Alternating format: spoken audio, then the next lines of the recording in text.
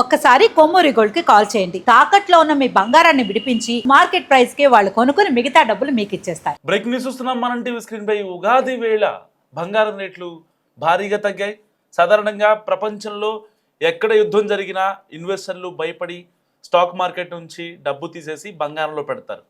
So దీనినే safe haven investment అంటాం.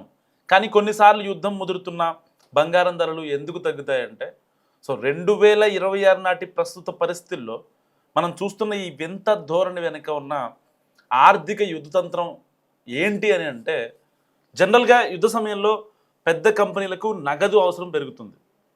యుద్ధం వల్ల సప్లై చైన్ దెబ్బతింటుంది. కంపెనీలు తమ రోజువారీ ఖర్చుల కోసం లేదా అప్పులు తీర్చడం కోసం తమ వద్ద ఉన్న బంగారాన్ని విక్రయించి నగదు నిల్వ చేసుకుంటారు. సో మార్కెట్లో బంగారం అమ్మకాలు పెరిగినప్పుడు డిమాండ్ కంటే సప్లై ఎక్కువై ధరలు తగ్గుతాయి. యుద్ధం జరిగేటప్పుడు అమెరికా డాలర్ అత్యంత శక్తివంతంగా మారుతుంది.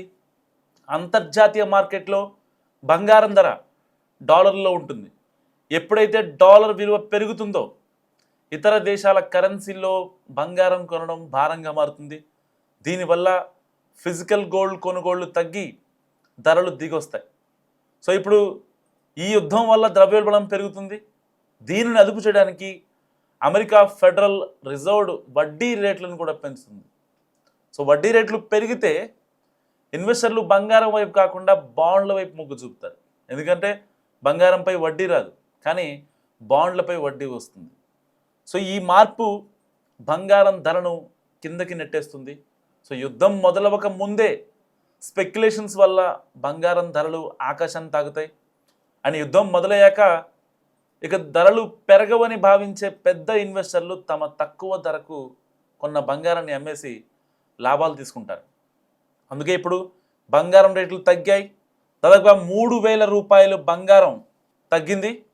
ఇటు వెండి కూడా స్వల్పంగా కేజీపై దాదాపుగా 5,000 రూపాయలు తగ్గింది. మొత్తంగా చూసుకుంటే ఉగాది వేళ ఒక రకంగా బంగార ప్రియులకు ఒక గుడ్ న్యూస్ అని చెప్పుకోవచ్చు. సో చాలా కాన్సిక్వెన్సెస్, ఒక రకంగా బంగారం యుద్ధం వల్ల తగ్గుతుంది, రేపొద్దున మళ్ళీ బంగారం పెరగదేమో అని సామాన్యుల్లో ఉంటుంది. కానీ బంగారు నిపుణులు చెప్తున్న ప్రకారం ఇన్వెస్టర్, ఎందుకంటే మనం ఒక 10 గ్రాములు బంగారం కొనడానికే 4-5 సార్లు ఆలోచిస్తూ ఉంటాం సామాన్యుల్లో. కానీ బంగారంతోనే వ్యాపారాలు చేసేటోళ్ళు రోజుకి కనీసం కొన్ని కేజీలు బంగారం కొంటారు. సో వాళ్ళు కూడా ఎలాంటి ఇబ్బంది లేకుండా కొంటూ ఉంటారు. ఎందుకంటే మార్కెట్లో ఆ 2,000-3,000 తగ్గిందనో లేకపోతే ఇంకోటితోనే వాళ్ళు కొనుగోళ్ళు అయితే ఆపరు. ఇక్కడ కస్టమర్ దగ్గర నుంచి వాంటింగ్ ఉంటుంది కాబట్టి ఎట్టి పరిస్థితుల్లో డిమాండ్ ఉన్నా తగ్గినా ఆ రోజున్న రేటుకి వాళ్ళు కొన్ని వందల కేజీలు, కొన్ని కేజీలు అనుకోండి, సో వాళ్ళు కొనాల్సిందే. అవి ఆర్నమెంట్స్ రూపంలో కావచ్చు, 24 క్యారెట్ బిస్కెట్ రూపంలో కావచ్చు, ఇలాంటివి మనం చూస్తూ ఉంటాం. కానీ ఇలాంటి సమయంలో బంగారాన్ని ఎవరైతే అమ్మాలనుకుంటున్నారో వాళ్ళు కొద్ది రోజులు ఆగితే ఇంకా చాలా మంచిది. సో ఇప్పుడు గ్రాము 14,000 దగ్గర, ఒక గ్రాము బంగారం ధర 14,000 దగ్గర ట్రేడ్ అవుతుంది. సో సరిగ్గా యుద్ధం ముగిశాక మరొక 1 మంత్ పట్టొచ్చు, లేకపోతే 10 రోజులే పట్టొచ్చు. ఒకవేళ యుద్ధం ఆగిపోయి తటస్థ పరిస్థితి ఏర్పడ్డాయి అనుకోండి, అప్పుడు ద్రవ్యోల్బణం పెరుగుతుంది. సో బంగారం రేటు ఒక్కసారిగా హైక్ పెరుగుతుంది అన్నమాట, అమాంతం. ఒక్కసారి గ్రాముకి 3,000, 4,000 పెరిగినా ఆశ్చర్యం లేదు. ఇప్పటిదాకా యుద్ధం కారణంగా మనం 10 గ్రాముల ధర 4,000, 3,000 తగ్గితే చాలా హ్యాపీగా ఫీల్ అవుతున్నాం. అంటే ఒక గ్రాముకి 400 రూపాయలు, 500 రూపాయలు లేదా 600 రూపాయలు, 1,70,000 నుంచి 1,50,000కి పడిపోయింది. సో అంటే 10 గ్రాముల బంగారం ధర మీద ఒక 20,000 మాత్రమే పడిపోతుంది. కానీ పెరిగేటప్పుడు మాత్రం యుద్ధం ఆగిపోయిన తర్వాత పెరిగేటప్పుడు మాత్రం నెక్స్ట్ లెవెల్లో ఉంటుంది. సో అనవసరంగా ఇప్పుడు ఏదైతే బంగారాన్ని అమ్ముకుంటున్నారో వాళ్ళు చాలామంది అనుకుంటూ ఉంటారు, ఒకవేళ రేపొద్దున బంగారం ధర పెరగదేమో, ఇలాగే కంటిన్యూ అయితే అని చెప్పి. కానీ బంగారం ధర మాత్రం అమాంతం పెరిగిపోద్ది, దాంట్లో ఎలాంటి డౌట్ లేదు. సో యుద్ధం మొదలయ్యాక ఇక ధరలు పెరుగు అని భావించే పెద్ద ఇన్వెస్టర్లు తాము తక్కువ ధరకు కొన్న బంగారాన్ని అమ్మేసి లాభాలు తీసుకుంటారు. దీన్ని ప్రాఫిట్ బుకింగ్ అంటారు. ఇది మార్కెట్లో ధరలు తగ్గడానికి ప్రధాన కారణం. ప్రస్తుతం పశ్చిమాసియాలో యుద్ధం ఉన్నప్పటికీ ధరలు తగ్గడం వెనుక భౌగోళిక రాజకీయ ఒత్తిడి ఉంది. సో ఆంక్షల వల్ల కొన్ని దేశాలు తమ గోల్డ్ రిజర్వ్స్ను తక్కువ ధరకు అమ్ముకోవాల్సి వస్తుంది. దీనివల్ల గ్లోబల్ మార్కెట్లో రేట్లు ప్రభావితం అవుతున్నాయి. మార్కెట్ ఎప్పుడూ ఒకేలా ఉండదు. బంగారం ధరలు కొంతమేర తగ్గినప్పుడు దాన్ని కరెక్షన్ అంటాం. ఇది కొనుగోలుదారులకు మంచి అవకాశం అని చెప్పాలి. 2026 మార్చి 18 నాటి ధరల ప్రకారం చూస్తే ఇది తాత్కాలికంగా తగ్గుదల మాత్రమేనా లేక దీర్ఘకాలికంగా పడిపోతుందా అనే సందేహం కూడా అందరిలో ఉంది. ఎందుకంటే చాలా రోజుల తర్వాత కొంచెం స్వల్పంగా పెరిగింది, వాళ్ళ వెంటనే తగ్గిందనమాట ఉగాది రోజున. సో యుద్ధం అనేది కేవలం తుపాకులతో జరిగేది కాదు, అది ఒక ఆర్థిక వ్యవస్థ కూడా ముడిపడి ఉంది. నగదు కొరత, డాలర్ బలం మరియు ప్రాఫిట్ బుకింగ్ వంటి కారణాల వల్ల పసిడి వెనకడుగు వేస్తుంది. సో మీరు ఇన్వెస్టర్ అయితే ఈ ఒడిదుడుకులను గమనించి నిర్ణయం తీసుకోండి. సో చరిత్రలో యుద్ధం అంటే బంగారానికి మంచి పండుగ, కానీ నేడు సీన్ మారింది.